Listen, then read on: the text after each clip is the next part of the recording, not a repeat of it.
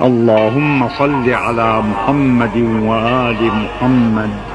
وصل على الحسين المظلوم الشهيد قتيل العبرات وأسير الكربات، صلاة نامية زاكية مباركة يصعد أولها ولا ينفد آخرها، أفضل ما صليت على أحد من أولاد الأنبياء والمرسلين يا رب العالمين. اللهم صل على الإمام الشهيد المقتول المظلوم المخذول، والسيد القائد والعابد الزاهد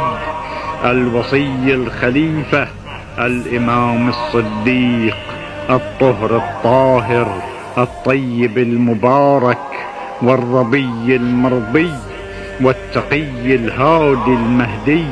الزاهد الزائد المجاهد العالم إمام الهدى سبط رسول الله، سبط الرسول وقرة عين البتول، صلى الله عليه وآله وسلم. اللهم صل على سيدي ومولاي كما عمل بطاعتك ونهى عن معصيتك وبالغ في رضوانك وأقبل على إيمانك غير قابل فيك عذرا سرا وعلانية،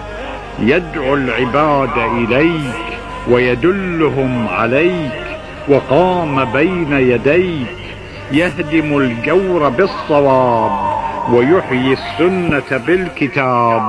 فعاش في رضوانك مكدودا ومضى على طاعتك وفي أوليائك مكدوحا وقضى إليك مفقودا، لم يعصك في ليل ولا نهار، بل جاهد فيك المنافقين والكفار. اللهم فاجزه خير جزاء الصادقين الأبرار،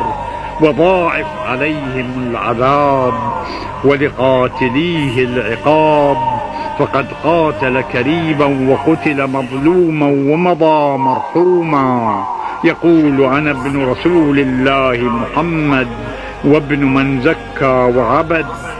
فقتلوه بالعمد المعتمد، قتلوه على الإيمان وأطاعوا في قتله الشيطان ولم يراقبوا فيه الرحمن.